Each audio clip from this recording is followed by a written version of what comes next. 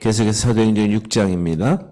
우리 1절부터 7절까지 본문을 먼저 읽도록 하겠습니다. 그때 제자가 더 많아졌는데 헬라파 유대인들이 자기의 과부들이 매일의 구제에 빠짐으로 히브리파 사람을 원망하니 12 사도가 모든 제자를 불러 이르되 우리가 하나님의 말씀을 제쳐놓고 접대를 일삼는 것이 마땅하지 아니하니 형제들아 너희 가운데서 성령과 지혜가 충만하여 칭찬받는 사람 7을 택하라. 우리가 이 일을 그들에게 맡기고 우리는 오로지 기도하는 일과 말씀 사역에 힘쓰리라 하니 온 무리가 이 말을 기뻐하여 믿음과 성령이 충만한 사람 스데반과 또 빌립과 브로고로와 니가노르와 디몬과 바메나와 유대교에 입교했던 안디옥 사람 니골라를 택하여 사도들 앞에 세우니 사도들이 기도하고 그들에게 안수하니라. 하나님의 말씀이 점점 왕성하여 예루살렘에 있는 제자의 수가 더 심히 많아지고 허다한 제사장의 무리도 이도에 복종하니라. 아멘. 어제 이어서 오늘 본문 이 6장, 사도행전 6장은 특별히 교회의 집사 직분이 최초에 어떻게 세워졌는가에 대해서 우리에게 말씀해 주고 있습니다. 이 구제 문제 때문에 사도들이 말씀 전하는 일과 기도하는 일에 힘쓰게 되니까 그 외의 일들, 교회를 운영하는 구제하고 접대하는 일에는 교회의 제반 살림살이를 맡아야 할 직분자가 필요했습니다. 그래서 뽑지요. 12 사도가 모든 제자를 불러 이르되 우리가 하나님의 말씀을 제쳐놓고 접대를 일삼는 것이 마땅하지 아니하니 형제들아 너희 가운데서 성령과 지혜가 충만하여 칭찬받는 사람 7을 택하라. 우리가 이 일을 그들에게 맡기고 우리는 오로지 기도하는 일과 말씀 사역에 힘쓰리라 하니. 그래서 집사가 탄생이 되는데 집사란 말은 원래 원어적으로 볼 때 구제라는 말과 같은 뜻입니다. 집사는 구제라는 말이에요. 헬라어로는 디아코니아, 그래서 영어의 디콘이 집사입니다. 이 말은 구제라는 말과 동일할 뿐만 아니라 봉사라는 의미, 그 다음에 섬기는 일, serving 이렇게 하는 일과 같은 의미입니다. 그래서 옛날에도 잘 사는 집에 보면 그 집의 관리를 하고 청지기 역할을 하는 사람을 뭐라고 불렀죠? 집사라고 불렀죠. 집사. 지금 시대는 뭐라고 부르죠? 매니저라고 부르죠. 매니저. 매니저 역할을 하는 사람. 사도들은 7명의 집사직을 선택하는 데 있어서 그 자격 기준을 말했습니다. 그리고 제자들의 손에 의해서 선출하도록 했습니다. 근데 그 자격 기준이 성령 지혜 충만하여 칭찬 듣는 사람입니다. 첫 번째 성령 충만한 사람. 집사 직분을 가질 수 있는 사람의 첫 번째 요건은 성령이 충만한 사람입니다. 우리가 사도행전을 공부해 보면 2장 이하에서 성령 충만이라는 말을 자주 듣게 됩니다. 우리는 여기서 성령의 세례와 성령의 충만을 혼돈해서는 안 됩니다. 성령의 세례는 잘 들으세요. 그리스도인들이 그리스도를 영접했을 때 자기 의미대로 영접하는 게 아니라 성령께서 그 마음에 임하셔서 영접하게 하는 겁니다. 그걸 성령 세례라고 합니다. 그건 일회적입니다. 평생 일회적 한 번. 우리가 거듭날 때 누구에게나 성령이 임재하는 것, 그것을 성령 세례라고 합니다. 여러분은 예수 그리스도를 믿는 그 순간 성령 세례를 이미 받으신 분들입니다. 그래서 divine nature, 이 신의 성품이 여기에 뿌려진 거예요. 씨가. 여기 human nature가 있어요. 우리의 원래. 그런데 성령 충만함이라는 것은 성령의 능력 가운데서 그 성령의 인도하심을 따라 살아갈 수 있는 성령의 역사를 말합니다. 성령께서 주장하시는 거예요. 여기 디바인 네이처가 점점 커져서 내 휴먼 네이처를 지배하는 거예요. 그래서 성령의 말하게 하심을 따라 말하고 성령의 원하신 대로 삶을 살아가는 삶. 그것을 성령 충만함 받았다라고 얘기하는 겁니다. 그래서 그리스도인들은 잘 들으세요. 성령 충만함 받지 않고 예수 믿을 수 있습니다. 성령 세례로만으로도 예수 믿을 수 있습니다. 그러나 그런 사람은 육신의 생활에 얽매이게 됩니다. 성령으로 생활할 수가 없습니다. 육신에 속한 사람입니다. 시작. 하나님의 나라는 말에 있지 아니하고 오직 능력에 있습니다. 이 말은 뭐냐 하면 성령 충만함 받지 않고는 하나님 뜻대로 살아갈 수가 없다는 것입니다. 능력에 있다. 능력에. 이거는 내 능력이 아니라 성령이 베푸시는 성령의 능력을 말합니다. 그래서 그 성령의 능력이 내 삶 가운데 충만하다. 이 충만하다라는 말은 프레레스, 프레셔 뭐 이런 뜻이잖아요. 꽉 차서 다른 것이 전혀 들어갈 수 없는 상태.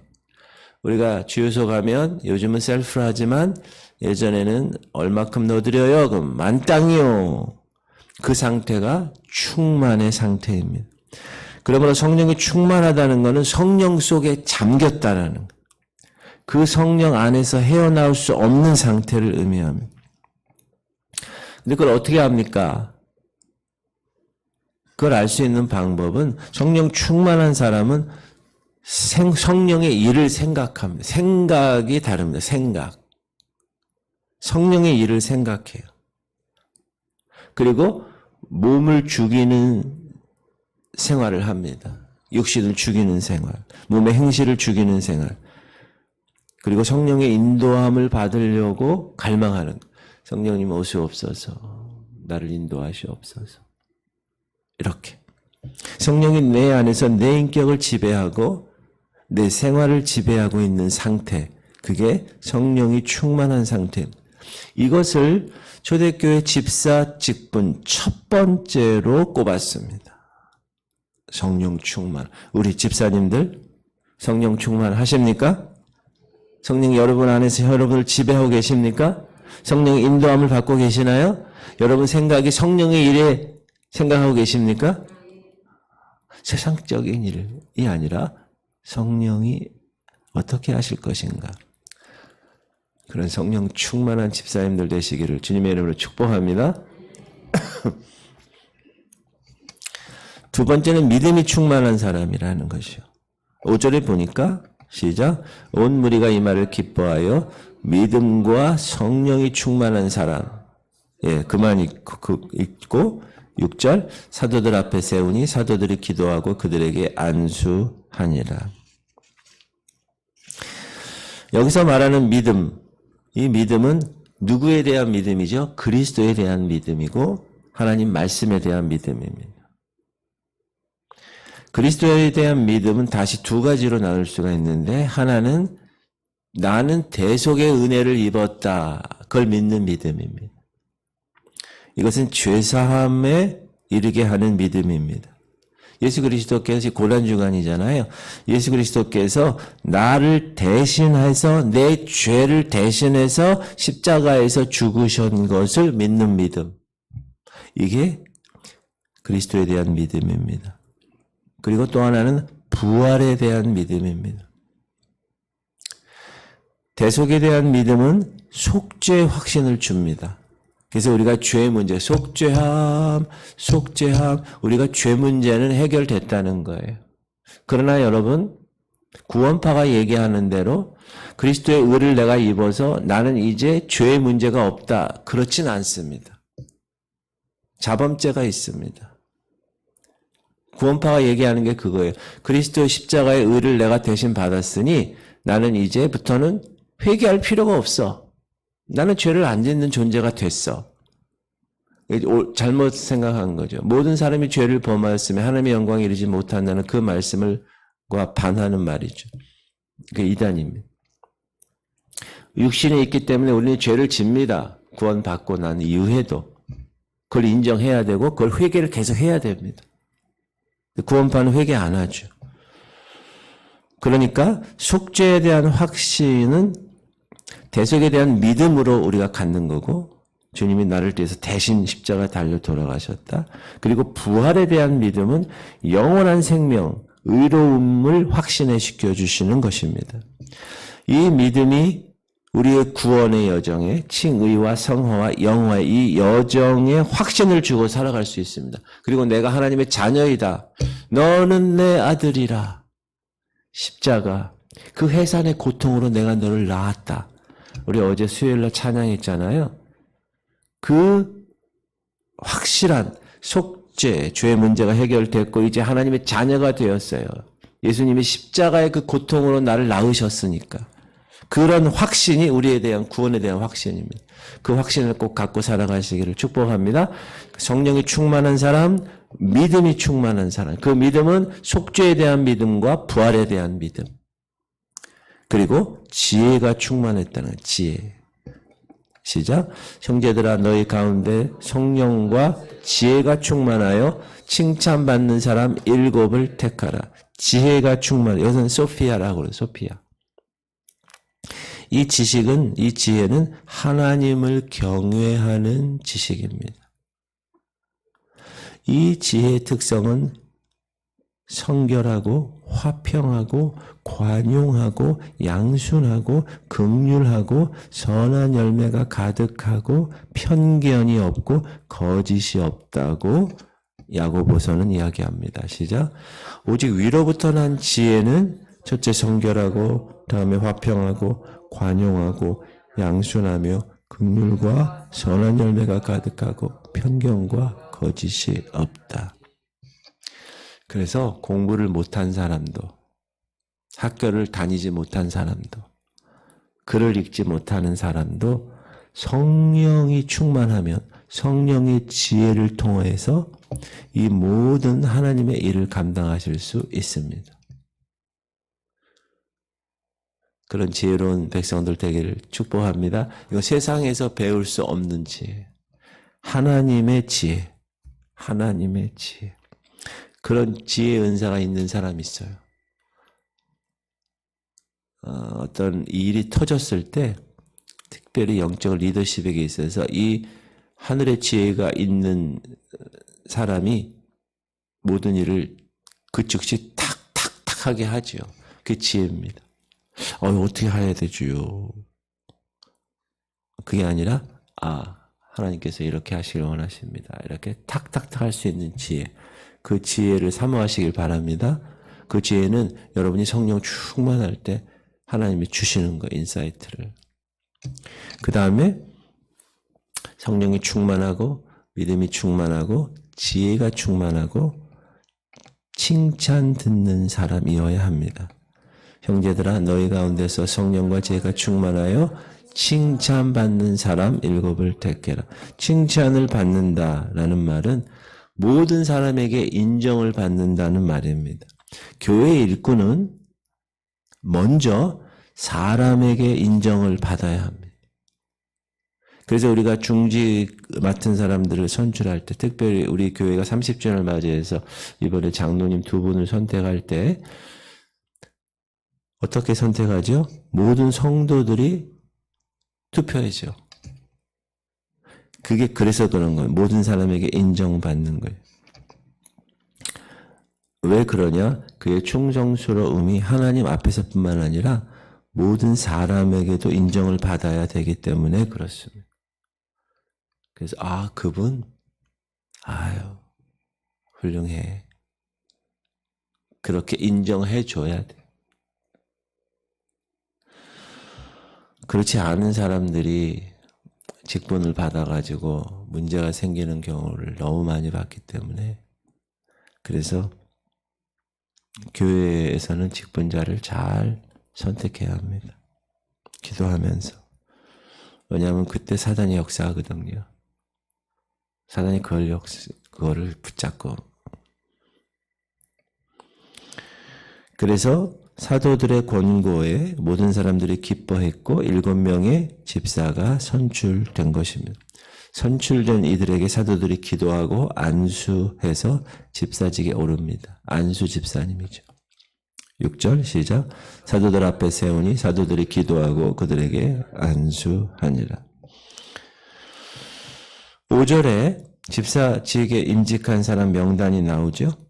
한번 읽어볼까요? 이 외국 사람들이라 발음하기가 어려워요.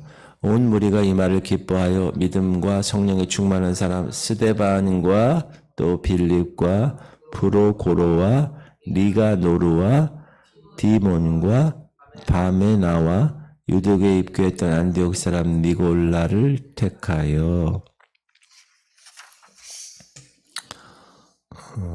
여러분 잘 아는 스데반, 그렇죠? 그리고 빌립도 잘 알죠, 여러분. 빌립. 사마리아 성에서 막 놀라운 역사, 사도의 버금가는 역사를 일으킨 사람. 그 다음에 여기 니가노르는 니그로 해서 아프리카 계통에 있는 사람이라고 그래요. 그 다음에 이제 니골라 해서 니콜라스, 세인트 니콜라스, 그래서 산타클로스 그러잖아요. 그 니콜라가 나중에는 이제 문제가 되는 그런 이름과 동일한데 그 사람이 그 사람이라고 얘기하는 학자들도 있는데 그런 집사님들 이름입니다. 이처럼 집사를 세운 후부터 직분자를 세운 후부터 하나님의 말씀이 더욱 왕성했어요. 왜 왕성하죠? 하나님의 말씀이? 사도들이 말씀에 전무하니까 기도하고 그리고 제자의 수요가 더 많아져서 허다한 제사장의 무리들까지 복음에 복종했다고 합니다. 시작. 하나님 말씀이 점점 왕성하여 예루살렘에 있는 제자의 수가 더 심히 많아지고 허다한 제사장의 무리도 이 도에 복종하니라. 사랑하는 성도님들, 교회에서는 사람을 잘 세워야 합니다. 우리 교회가 금년 2024년도 창립 참 30주년을 맞이했습니다. 10월 19일 날. 그래서 10월 13일 날 장로님 2분과 주일날 권사 8분을 세웁니다. 이거는 우리 교회의 놀라운 은혜입니다.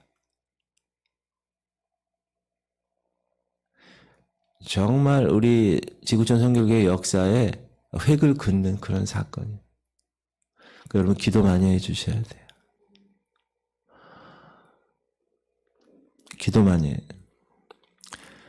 그뿐 아니라 기존의 안수 집사님들 계시고 권사님들 또 집사님들 계십니다. 하나님께서 세우신 분들입니다. 그러므로 하나님께서 세우신 직분자들이 성령이 충만하고 믿음이 충만하고 지혜가 충만하고 그 어디에 갖다 놔도 칭찬받는 그런 직분자들이 되기를 축복합니다. 직장에서도 여러분 그분이 집사님이고 그분이 안수 집사님이고 그분이 권사님이고 장로님이라는 걸 알잖아요, 사람들이. 그럼 거기에 합당한 삶을 사셔야 됩니다. 성령 충만하고 믿음이 충만하고 지혜가 충만하고 칭찬받아야 돼. 교회 내뿐만 아니라 다른 데에서도 칭찬받아야 돼. 아, 그 권사님 훌륭하시지. 예를 들면 요양사들이 요즘 많이 오잖아요. 나이 드시면.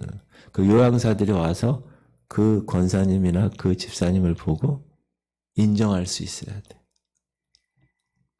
아유, 훌륭하신 분이라. 그렇죠?